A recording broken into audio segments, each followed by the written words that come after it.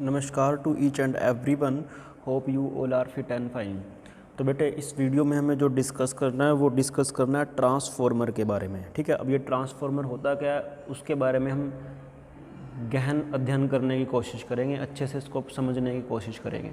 ठीक है, तो सबसे पहले तो मुझे ये बात मालूम होनी चाहिए कि हमें इस ट्रांसफॉर्मर की ज़रूरत पड़ती क्यों है। देखो, अगर मैं आप लोगों को बोलूँ कि मान लीजिए कि बेटे आपका घर है, आपका क्या बेटे ये घर है, ओके, और ये मैंने आपका घर बना दिया, सपोज कर जस्ट फॉर एग्ज़ाम्पल। ठीक, बहुत बढ़िया। तो आपके घरों में जो पावर सप्लाई आ रही है वो पावर सप्लाई कितने वोल्ट की आ रही है बेटे? डेफिनेटली वो तुम्हारा अल्टरनेटिंग करंट आ रहा है, और वो तुम्हारे घरों में जो पावर सप्लाई आ रही है वो 220 वोल्ट और ये 50 हर्ट्ज़ की आ रही है। अब ये जो पावर सप्लाई हमारे घरों में 220 वोल्ट की आ रही है वो कहाँ से आ रही है? ऐसा तो है नहीं। अच्छा, ये बात तो तुम्हें मालूम है ना कि हमारे घरों में बेटे अल्टरनेटिंग करंट आता है। अब अगर अल्टरनेटिंग करंट आता है तो डेफिनेटली बेटे उसका जो इक्वेशन होता है वो हम कर चुके हैं, E nought into sine of omega T. Current कितना होता है बेटे? I nought into sine of omega T. मतलब इस तरह से का हमारे घरों में करंट आ रहा है जो कि टाइम वेरिंग है। अब ये जो 220 वोल्ट आ रहा है बेटे वो कहाँ से आ रहा है? अब ये जो बनता है बेसिकली कहाँ बनता है बेटे? ये बनता है टरबाइन वगैरह की हेल्प से हम इसको बनाते हैं। ऐसा तो है नहीं कि तो अपने घर के पास टरबाइन लेकर के बैठ गया है और उसको घुमा रहा है और तेरे घर में बिजली बन रही है। वो ऐसा नहीं होता। या फिर ऐसा करते हो तुम लोग कि भाई झरना है क्योंकि मुझे तो टरबाइन घुमानी है, टरबाइन घूमेगी तो टरबाइन घूमने से तो हमारी बिजली पैदा होगी। अब ऐसा तो है नहीं कि भाई छत पे चढ़ गए क्या करा हमने, ऊपर बाल्टियाँ लेके पानी की और ऊपर से पानी गिरा रहे हैं टरबाइन के ऊपर ताकि टरबाइन घूम जाए और हमारे घरों में बिजली बन जाए। ठीक है, या फिर तुम्हारे घर के आसपास कोई झरना होगा, झरने के पास जा करके बैठ जाओ तुम लोग टरबाइन लेकर के भी, हाँ मुझे तो बिजली बनानी है ऐसे। तो मतलब तुम ऐसा नहीं करते हो। अभी जो बिजली बनती है ना, ये बनती कहाँ बेटे? ये बनती है तुम्हारी पावर प्लांट्स के ऊपर, जिसको आप क्या बोलते हो बेटे? थर्मल पावर प्लांट बोल देते हो, जहाँ पे पावर प्लांट होते हैं बेटे बड़े बड़े। ओके, अब अगर मैं बात करता हूँ ना पावर प्लांट वगैरह प्लांट्स, ठीक है, वहाँ बनती है बेटे ये बिजली पावर प्लांट्स के ऊपर। अब मेरी बात ध्यान से सुन। जैसे मान ले कि हम बेटे कुरुक्षेत्र में रहते हैं ज़्यादातर बच्चे, तो अगर हम कुरुक्षेत्र में रह रहे हैं तो अगर मैं तुझे बताने की कोशिश करूं तो हमारे यहाँ पे जो पावर सप्लाई आ रही है ना बेटे, पावर सप्लाई आ रही है वो कहाँ से आ रही है? वो आ रही है बेटे पानीपत से। कहाँ से आ रही है? पानीपत से आ रही है। और जगह से भी आ रही है, बहुत जगह से, बट मैं मान के चलता हूँ क्योंकि पानीपत से आ रही है, क्योंकि पानीपत में सबसे बड़ा थर्मल पावर प्लांट है। क्या बेटे? थर्मल पावर प्लांट है। थर्मल पावर प्लांट का मतलब क्या है कि वहाँ पर हम क्या करते हैं कि पानी को स्ट्रीम में कन्वर्ट करते हैं, वो स्ट्रीम को टरबाइन की पंखड़ियों पर डालते हैं जिससे वो घूमती है और हमारी क्या पैदा होती है बेटे? बिजली पैदा होती है। तुम लोगों ने सुना होगा, ठीक है, कोयला वगैरह उसके अंदर कोयला डलता है, ऐसी चीज़ें होती हैं उसके अंदर। अब अगर मैं दूरी कैलकुलेट करता हूँ ना बेटे पानीपत की और कुरुक्षेत्र की, तो ये जो दूरी है बेटे लगभग कितनी है? 100 किलोमीटर है। कितनी है बेटे? 100 किलोमीटर है। अब अगर ये दूरी 100 किलोमीटर है तो ध्यान से सुन, तूने वहाँ से लेकर के यहाँ तक क्या डाल रखा है बेटे? वायर्स डाल रखी हैं। देखा होगा आप लोगों ने कि मोटी मोटी सी वायर आती हैं। अब अगर मान लो मैं सीधा ही एनर्जी इन वायर के ऊपर सप्लाई कर दूंगा ना, तो तुम लोगों को मालूम है कि जो बेटे वायर है ना, इस वायर की लेंथ भी कितनी है? लगभग 100 किलोमीटर है। और अगर वायर की लेंथ 100 किलोमीटर है तो डेफिनेटली बेटे ये डबल वायर है, तो जो रेजिस्टेंस बनने वाला है वो डबल बनने वाला अप्रोक्सीमेटली। अगर वो डबल बन गया रेजिस्टेंस तो तुझे मालूम है अगर तू डायरेक्टली एनर्जी इसको सप्लाई कर देगा इन वायर्स को, तो इनका रेजिस्टेंस होने की वजह से, इनका कुछ ना कुछ रेजिस्टेंस होने की वजह से बेटे ये एनर्जी कंज्यूम कर जाएंगे। कितनी एनर्जी कंज्यूम करें बेटे? I² इंटू में R इंटू में T। और उस एनर्जी का ना कोई यूज़ नहीं है। क्यों? क्योंकि भाई वो तो वायरें खा रही हैं उस चीज़ को। तो हमें इस चीज़ को बेटे क्या करना है? कम करना है। अब कम करने के लिए बेटे हम क्या करते हैं, उसको ज़रा मेरी बात गौर से सुन। हम लोग क्या करते हैं बेटे? एक्चुअल में हम क्या करते हैं, हम क्या करते हैं, हमें एनर्जी सप्लाई करनी है थर्मल पावर प्लांट से कहाँ तक? अपने घरों तक।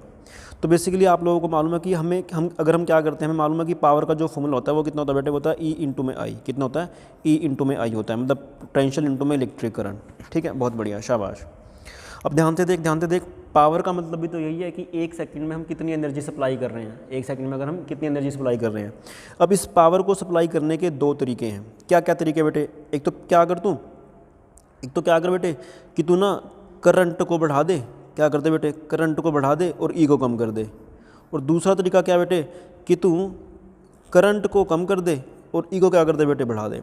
अब मेरी बात ध्यान से सुन कि अगर तू पहले वाला तरीका यूज़ करता है ना, तो उसमें तुझे करंट बढ़ाना पड़ेगा बहुत सारा। अगर तुझे करंट बढ़ाना पड़ेगा ना बहुत सारा, तो तू करंट बढ़ाए बेटे बहुत सारा, उस करंट के बढ़ाने की वजह से इन वायर के अंदर भी करंट फ्लो करेगा और वो उसका स्क्वायर होगा बेटे। तो ये जो वायर होगी ना, ये लार्ज अमाउंट में एनर्जी क्या करने की कोशिश करें बेटे, कंज्यूम करने की कोशिश करेंगी, और उस एनर्जी का हमारे लिए कोई मतलब नहीं है वो, क्योंकि वो तो लॉस की तरफ जा रहा है, वो तो उसका कोई दिक्कत वाली बात नहीं है। अब इसका मतलब क्या है बेटे, ये तरीका तो गलत हो गया। अब मैं क्या करता हूँ बेटे, यहाँ पे मैं करंट को कम कर देता हूँ और ई को क्या करता हूँ बेटे, मैं बहुत बहुत बहुत ज़्यादा बढ़ा देता हूँ। तो जब तुम करंट को कम करोगे तो इसमें से करंट कम पास होएगा। अगर इसमें से करंट कम पास होगा तो डेफिनेटली बेटे जो एनर्जी कंज्यूम करेंगी ना ये वाली वायर, ये बहुत बहुत कम करना चालू कर देंगी। अब तुम लोगों ने देखा होगा कई बार कि कई जगह क्या होता है बेटे, कि कई जगह क्या होता है कि भाई लिखा होता है 12,000 किलो वोल्ट, मतलब 12,000 वोल्ट या फिर 12 किलो वोल्ट। अगर आप रेलवे लाइन पर गए हो तो वहाँ पे लिखा होता है बेटे। अब ये 12 किलो वोल्ट का मतलब क्या है बेटे, मतलब इतनी सारी पावर, मतलब इतनी सारी वोल्टेज तुम कैसे पैदा कर रहे हो बेटे। ये जो पैदा होती है वो यहाँ पैदा होती है, ठीक है। अब देखो ध्यान से सुनो कि जो हम बेटे पैदा कर रहे हैं ना पावर सप्लाई, तो उसमें हम क्या करते हैं बेटे, इस ई को बहुत बहुत बहुत ज़्यादा कर देते हैं और इस आई को क्या करते हैं बेटे, बहुत बहुत बहुत कम कर देते हैं।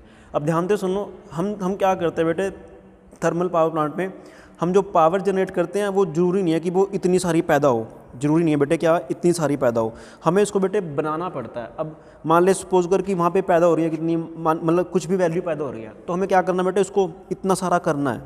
तो इतना सारा करने के लिए हमें एक डिवाइस चाहिए होता है बेटे। यहाँ पे क्या चाहिए होता है बेटे, एक डिवाइस चाहिए होता है, ठीक है, जो क्या करता है उस वोल्टेज को इतना सारा कन्वर्ट कर देता है बेटे।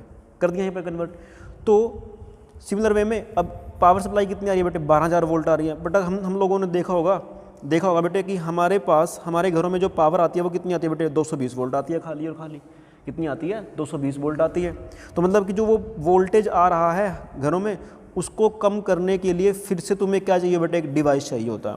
अब ये जो डिवाइस है ना, इसी डिवाइस को हम क्या बोलते हैं बेटे, ट्रांसफार्मर बोलते हैं। क्या बोलते हैं उसको, ट्रांसफार्मर बोलते हैं बेटे। मतलब ट्रांसफार्मर का मतलब क्या है कि एक ऐसा डिवाइस है बेटे जो क्या करता है बेटे, वोल्टेज लेवल को बढ़ा देता है और क्या करता है बेटे, वोल्टेज लेवल को क्या कर सकता है बेटे, कम कर सकता है। तो मतलब ट्रांसफार्मर एक ऐसा डिवाइस है जो वोल्टेज लेवल को बेटे कम या ज़्यादा करने का काम आता है। अब अगर मैं थर्मल पावर प्लांट की बात करता हूँ तो वहाँ पे बेटे जो वोल्टेज पैदा होती है ना, हमें उसका लेवल बढ़ाना होता है। तो उसका लेवल अगर हमें बढ़ाना ना, तो उस तरह के ट्रांसफार्मर को हम क्या बोलते हैं बेटे, स्टेप अप ट्रांसफार्मर बोलते हैं। क्या बोलते हैं, स्टेप अप ट्रांसफार्मर बोलते हैं, स्टेप अप ट्रांसफार्मर।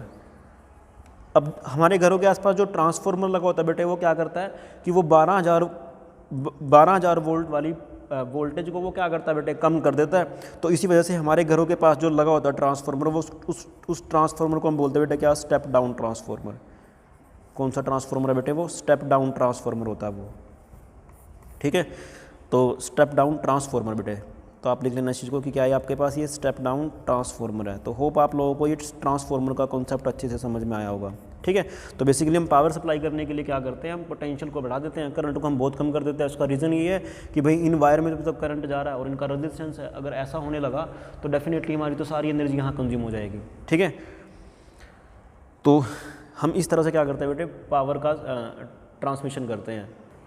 तो बेटे हमें हमारी प्रीवियस डिस्कशन से ये तो मालूम पड़ गया कि ट्रांसफार्मर एक ऐसा डिवाइस है जो क्या करता है, वोल्टेज लेवल को बढ़ा देता है। अब अगर वो वोल्टेज लेवल को अप कर देगा तो उस ट्रांसफार्मर को हम स्टेप अप ट्रांसफार्मर बोलेंगे, और जो ट्रांसफार्मर बेटे वोल्टेज लेवल को कम कर देगा उसको हम क्या बोलते हैं बेटे, स्टेप डाउन ट्रांसफार्मर बोलेंगे। अब हमें क्या करना पड़ेगा बेटे, इसकी कंस्ट्रक्शन समझनी पड़ेगी कि कंस्ट्रक्शन इसकी होती कैसे है।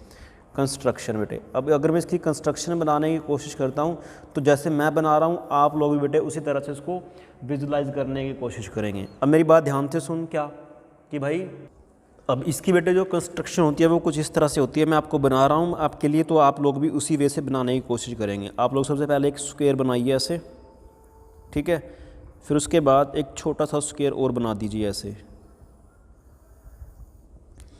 ठीक, बहुत बढ़िया, शाबाश। मतलब मुझे एक क्यूबॉइड बनाना है बेसिकली, कहने का मतलब ये है, ओके। फिर हम क्या करते हैं बेटे, यहाँ पर ना इस वाले एंड पर बेटे हम एक वायर लेते हैं, उस वायर को ना ऐसे लपेटना चालू कर देते हैं इस तरफ यहाँ पर, और ये बहुत सारी वायर होती हैं बेटे, समझे।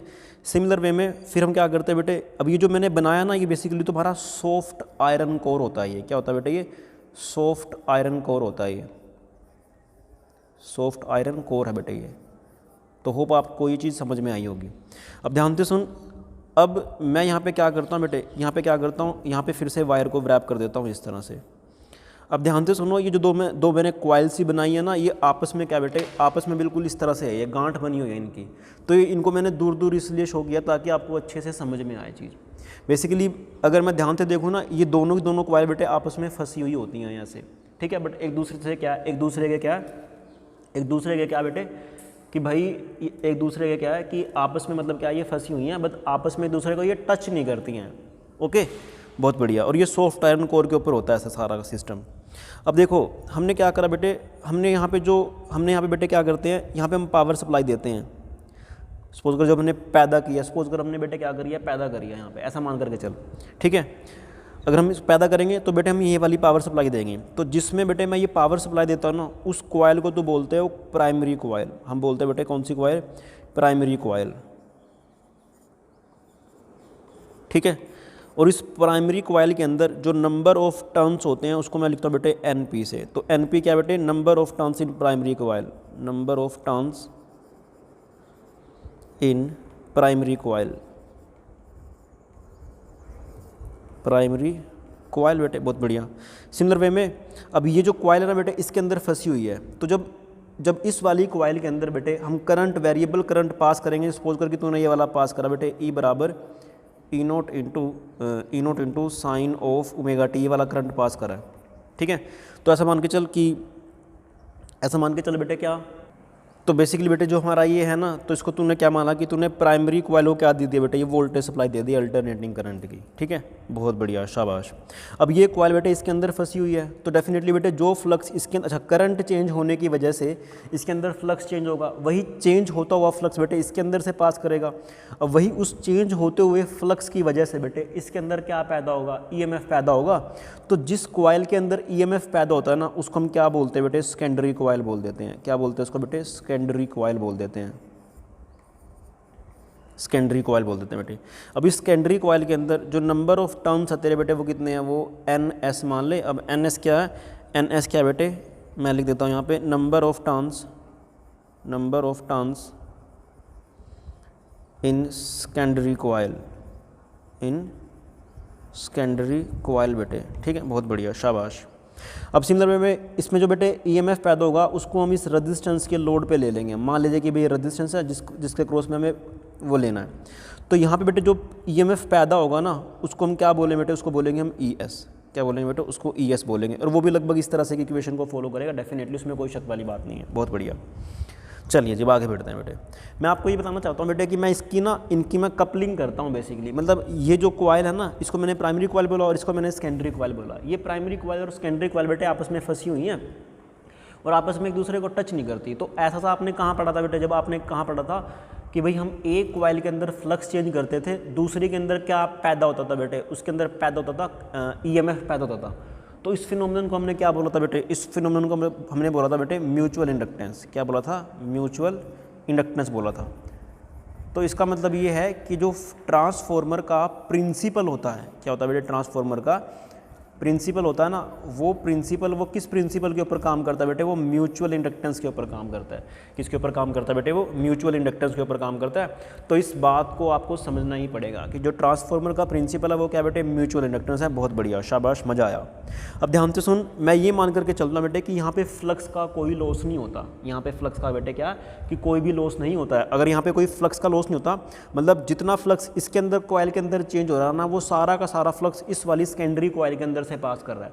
तो मतलब जितना फ्लक्स तेरा बेटे यहाँ पे है ना, उतना ही फ्लक्स तेरा कहाँ पर है बेटे, यहाँ पर है। अब ध्यान से सुन बेटे क्या कि अगर तू इस कॉइल के अंदर जो फ्लक्स चेंज, अगर तू इस कॉइल के अंदर बेटे फ्लक्स चेंज करेगा तो डेफिनेटली जो तेरा EP होगा वो किसके बराबर होगा बेटे, वो बराबर होने वाला है, किसके बराबर होने वाला बेटे, माइनस के। आप लोगों को मालूम है ना कि E किसके बराबर होता है बेटे, वो होता है माइनस के N into D phi by में dt, ठीक है। ओके, ऐसा मान बेटे कि तू इसको ना तू E मान ले, इसको EP मत मान। ओके, इसको तू क्या मान ले बेटे, इसको E मान ले, ठीक है। क्योंकि इस चेंज होते हुए की वजह से हमने तो ये अप्लाई करा, इसके अंदर ये चेंज हो रहा है। अब अगर इसके अंदर पहली वाली कॉइल के अंदर तो फ्लक्स चेंज हो रहा है। अगर पहली वाली कॉइल के अंदर फ्लक्स चेंज होगा तो उसकी वजह से क्या पैदा होगा बेटे, ईपी पैदा होगा, जिसको मैंने क्या बोला, ईपी बोला। और वो किसके बराबर होने वाला बेटे, होने वाला है एन इंटू डी फाई। तो एन कितना बेटे, वो तेरे पास एन पी, और फ्लक्स कितना बेटे, वो डी फाई बाई में डी टी है। ठीक है, तो इसको तू ई मान ले अभी के लिए, क्योंकि मैं तो ये अप्लाई कर रहा हूँ मैं। ठीक है, कोई दिक्कत वाली बात नहीं। इसको हमने क्या माना बेटे, इक्वेशन नंबर 1 माना। ईपी क्या है, जो इसके अंदर पैदा हो रहा है। सिमिलर वे में अगर मैं बात करता हूँ इस वाली कॉइल की, तो इस वाली कॉइल के अंदर जो ईएमएफ पैदा हो रहा है वो ईएस पैदा हो रहा है बेटे, वो किसके बराबर है बेटे, वो आएगा minus N into N S into में डी फाई बाई में डी टी के बराबर आ जाएगा भाई। बहुत बढ़िया, इसको आपने क्या माना बेटे, सेकंड इक्वेशन मान लिया। फ्लक्स दोनों में क्या बेटे, सेम है। मैं आपको बोल रहा हूँ ऑलरेडी में, फ्लक्स क्या बेटे, यहाँ पे फ्लक्स का लॉस नहीं हो रहा। जितना फ्लक्स यहाँ पे पास कर रहा है उतना ही फ्लक्स तेरा यहाँ पास कर रहा है। दोनों को डिवाइड कर दे, जब तू दोनों को डिवाइड करेगा तो ई पी बाई ई एस किसके बराबर आएगा बेटे, ई पी बाई ई एस किसके बराबर आएगा, वह तेरे पास एन पी डिवाइडेड बाई में एन एस के बराबर आएगा। इसमें कोई शक वाली बात नहीं है। ठीक है, बहुत बढ़िया, शाबाश। अब ई पी क्या बेटे, ई पी तेरा क्या है, ईपी तेरा क्या बेटे, प्राइमरी कॉइल के अंदर जो तेरा पोटेंशियल पैदा हो रहा है। ईएस क्या बेटे, सेकेंडरी कॉइल के अंदर जो तेरा पोटेंशियल पैदा हो रहा है। अगर मैं यहाँ से ईएस का वैल्यू निकालता हूँ, मतलब सेकेंडरी वाला वैल्यू निकालता हूँ ना, तो सेकेंडरी वाला वैल्यू कितना बेटे, वो आएगा ईपी इंटू, देखो ईएस को तो उधर लेके जा, तो ईपी इंटू यहाँ पर क्या है बेटे, यहाँ पर आएगा एन एस डिवाइडेड बाय में एन एस डिवाइड बाय में एन ऑफ पी आ जाएगा। ठीक है, बहुत बढ़िया, शाबाश। अब ध्यान से देख, ध्यान से बेटे, ईपी तो तेरा पैदा हो रहा है डेफिनेटली। ईपी क्या तेरा पैदा हो रहा है एक तरह से, या तो ऐसा मान के चल कि भाई तू अप्लाई कर रहा है, क्योंकि जितना तू अप्लाई करेगा ना उतना तेरा उसके अंदर वो पैदा होता रहेगा, क्योंकि उसका अपोज भी तो करना है उस चीज़ को। ठीक है, बहुत बढ़िया, शाबाश। और तुझे सेकेंडरी कॉइल में जो ईएमएफ मिलने वाला वो ये वाला मिलने वाला है। सपोज कर कि भाई तूने कितने वोल्ट का अप्लाई करा बेटे, तूने 220 मतलब कुछ भी तूने अप्लाई कर दिया, सीधी सी बात है। ओके, अब ध्यान से सुन, जो तेरा प्राइमरी ये तेरा ईपी प्राइमरी वाला, ये तेरा एनएस बाई एनपी है। अब ध्यान से देख कि अगर मैं बोलता हूँ कि एनएस है ना तेरा, वो बड़ा है एनपी से, यानी कि number of turns in secondary coil ज़्यादा हैं किससे, number of turns secondary coil में बेटे ज़्यादा हैं किससे, number of turns in primary coil से। अब अगर ये वाली कंडीशन है ना, तो डेफिनेटली यहाँ से मैं ये लिख सकता हूँ क्या, कि जो तेरा ई एस आने वाला है ना, वो पक्का बड़ा आएगा किससे बेटे, ईपी से। यानी कि आपने जो यहाँ अप्लाई किया था उससे ज़्यादा तेरे को ईएमएफ यहाँ मिलने वाला है। मतलब कम तूने अप्लाई किया, ज़्यादा तेरे को मिल गया। तो अगर ऐसा हो रहा है, मतलब तूने कम वोल्टेज लेवल को ज़्यादा वोल्टेज लेवल में बढ़ा दिया। तो उस तरह का ट्रांसफार्मर कौन सा होता है बेटे, उस तरह का जो ट्रांसफार्मर होता है वो तो तेरा स्टेप अप ट्रांसफार्मर। कौन सा ट्रांसफार्मर है बेटे, स्टेप अप ट्रांसफार्मर है, सीधी सी बात है भैया। ठीक है, जो कि तेरा कहाँ यूज़ होता है बेटे, थर्मल पावर प्लांट में, जहाँ पे तू बिजली पैदा करता है वहीं पे तो करता है। वहाँ पे तू कम वोल्टेज पैदा करता है और उसको ज़्यादा में कन्वर्ट कर देता है। कितनी होती है वो, 12 हज़ार तक वोल्ट होती है बेटे वो। ठीक है, कहीं कहीं तूने देखा होगा 5,000 वोल्ट या फिर 5 किलो वोल्ट लाइन ऐसे, तो वो चीज़ है बेटे यहाँ पर। तो उसको क्या बोलते हैं बेटे, स्टेप अप ट्रांसफार्मर बोलते हैं। सिमिलर वे में अगर मैं तेरे को ये बोल के चलूँ कि जो एनपी है, नंबर ऑफ टर्न्स है ना, प्राइमरी वाली में ज़्यादा है number of turns in secondary coil से, तो यहाँ से क्या होने वाला है कि जो तेरा ई पी होने वाला है वो तेरा बड़ा होने वाला है किससे बेटे, ई एस से। यानी कि जो तू अप्लाई कर रहा है ना, वो चीज़ बड़ी है किससे बेटे, ई, जो तेरा यहाँ पे सेकेंडरी कॉइल में पैदा हो रहा है। तो मतलब यहाँ पे तूने ज़्यादा अप्लाई किया था, यहाँ पे तेरा क्या मिल रहा है बेटे, तेरे को कम मिल रहा है, कम तेरे को ईएमएफ मिल रहा है, या जो तेरे को वोल्टेज मिल रहा है वो तेरे को कम मिल रहा है। तो कौन सा ट्रांसफार्मर बना बेटे, जिसने हाई वोल्टेज को लो वोल्टेज में कन्वर्ट कर दिया, उसको हम क्या बोलते हैं बेटे, उसको बोलते हैं स्टेप डाउन ट्रांसफार्मर। कौन सा बोलते हैं बेटे, इसको स्टेप डाउन ट्रांसफार्मर बोल देते हैं उसको। ठीक है, तो होप आपको ये चीज़ अच्छे से समझ में आई होगी। ओके, बहुत बढ़िया। अब ध्यान से दे बेटे क्या कि सपोज कर कि इसके अंदर जो करंट फ्लो कर रहा है ना इस वाली कॉइल के अंदर, वो कितना कर रहा है, वो कर रहा है आईपी। कितना कर रहा है, आईपी। और इसके अंदर कितना करंट फ्लो कर रहा है बेटे, वो कर रहा है आईएस। ठीक है, बहुत बढ़िया, शाबाश। अब मैं ये बात मान के चलता बेटे क्या कि यहाँ पे ना पावर का भी कोई लॉस नहीं होता है, कि जितनी पावर तू अप्लाई करेगा उतनी ही पावर तेरे को यहाँ मिल जाएगी। और आप लोगों को मालूम है कि जो पावर होती है बेटे वो होती है ई इंटू आई। तो मेरा कहने का मतलब ये है कि जो पावर प्राइमरी में होगी वो किसके बराबर होगी बेटे, पावर सेकेंडरी के अंदर होगी। अब प्राइमरी के अंदर कितनी पावर जनरेट हो रही है बेटे, उसके अंदर करंट और उसके अंदर क्या बेटे, पोटेंशियल। तो डेफिनेटली बेटे वो किसके बराबर आया, वो आया E P into I S के बराबर इक्वल टू पी एस किसके बराबर है बेटे, वो आएगा E S into I S के बराबर। ठीक है, मतलब उसके क्रॉस में पोटेंशियल और उसके क्रॉस में करंट, उसके क्रॉस में पोटेंशियल सेकेंडरी वाली में और उसके क्रॉस में करंट। अब अगर मान लो मैं E P by E S निकालता हूँ तो यहाँ पर आपके पास क्या आता है बेटे, सॉरी यहाँ पर क्या आएगा, आई पी आएगा, कोई बात नहीं। तो यहाँ पर कितना बेटे वो आएगा आपके पास आई एस डिवाइडेड बाय में आई पी आ जाएगा। आई पी मतलब current flow to the primary coil. अब देखो भाई, इसको आप इक्वेशन नंबर 1 मान लो, इसको आप इक्वेशन नंबर क्या मान लो बेटे 2 मान लो। जब आप लोग इसको इक्वेशन नंबर 1 मानोगे, इसको इक्वेशन नंबर 2 मानोगे, तो ध्यान से सुन, जो इक्वेशन नंबर 2 है ना उसकी लेफ्ट साइड बराबर है तो राइट साइड भी पक्का बराबर होनी चाहिए। तो मैं इन दोनों को अगर मैं कंबाइन करना चाहूँ तो तेरे पास जो इक्वेशन आएगी वो E P by E S equal to वो किसके बराबर आने वाली बेटे, वो आने वाली है एन पी डिवाइड बाई में एन एस इक्वल टू आने वाली बेटे किसके आई एस डिवाइडेड बाई में आई पी। तो इन इक्वेशन को बेटे ध्यान से देख और इसका ना तुम इसको याद करने की कोशिश कर। तो ट्रांसफार्मर की जो मेन इक्वेशन है ना बेटे वो ये वाली है। आप लोगों को जब भी कोई क्वेश्चन आएगा ना तो उसका क्वेश्चन ये होगा कि आपको वो 3 चीज़ें देगा कोई सी भी। सपोज कर कि वो उसने पहली वाली इक्वेशन उठा ली 4, तो इसमें से 3 चीज़ें देगा, आपको एक चीज़ पूछ लेगा। सपोज कर उसने ये वाली उठा ली तो इन चारों में से तुम्हें 3 चीज़ देगा, एक चीज़ पूछ लेगा। या फिर उसने ये वाली उठा ली तो इन चारों में से तुम्हें 3 चीज़ें देगा और एक चीज़ पूछ लेगा। ठीक है, तो इस तरह से इसके क्वेश्चन आते हैं। अब इसके बाद बेटे मैं बात करता हूँ एफिशिएंसी की। एक्चुअल में क्या होता है कि यहाँ पर ना पावर का कुछ ना कुछ बेटे लॉस हो जाता है, धक्के से कुछ ना कुछ लॉस हो जाता है। क्यों? क्योंकि आप लोगों को मालूम बेटे ये सॉफ्ट आयरन कोर है और सॉफ्ट आयरन कोर में हम फ्लक्स को चेंज कर रहे हैं। तो जब भी हम किसी सॉफ्ट आयरन में फ्लक्स, मतलब वो है तो मेटल है, तो बेटे मेटल में हम फ्लक्स को चेंज करेंगे तो उसके अंदर क्या पैदा होगा बेटे, एडी करंट पैदा होगा। क्या पैदा होगा? एडी करंट पैदा होगा। अगर एडी करंट पैदा होगा तो वो बेटे जो एनर्जी होगी ना कुछ तो लॉस करेगा ही करेगा। क्या करेगा बेटे? वो कुछ ना कुछ लॉस करेगा ही करेगा पक्का, मतलब एनर्जी का कोई ना कोई तो लॉस होना ही वाला है। और दूसरी बात क्या है कि ये जो कपलिंग होती है ना कॉइल्स की, मैं बोल रहा हूँ ना कि ये अच्छे से फंसी होती हैं, तो उसमें से भी ना कई बार क्या होता है कि फ्लक्स तुम्हारा थोड़ा सा बाहर आ जाता है। ठीक है, कई बार आपने देखा होगा कि ट्रांसफार्मर के पास साउंड भी पैदा होती है, तो वो साउंड भी क्या एक तरह से एनर्जी का लॉस ही है बेटे। तो इस वजह से क्या है, मैं एक टर्म डिफाइन करता हूँ जिसको मैं बोलता हूँ क्या बेटे, efficiency of the transformer. Efficiency of the transformer बेटे। अब एफिशिएंसी ऑफ द ट्रांसफार्मर क्या होती है? वो होती है बेटे क्या, पी आउट। पी आउट का मतलब क्या मैं बता रहा हूँ आपको, डिवाइड बाय में पी इन इंटू बेटे कितना 100। अब ये पी आउट क्या बेटे, तेरे पास यहाँ पे जो पावर आउटपुट आ रही है वो कितनी आ रही है बेटे, वो तेरे पास आ रही है कितनी, E S into I S divided by में पी इन कितनी है तेरे पास बेटे, पी इन है तेरे पास ई पी इंटू में आई ऑफ पी इंटू में बेटे 100। तो इस चीज़ को बेटे हम बोलते हैं एफिशिएंसी और इसको लिखते हैं ईटा से। तो आप ये वाला फॉर्मूला भी इसको ध्यान रखिए कि एफिशिएंसी ऑफ ट्रांसफार्मर जो होती है बेटे वो ये वाली होती है। तो होप आप लोगों को ट्रांसफार्मर का कॉन्सेप्ट अच्छे से समझ में आया होगा।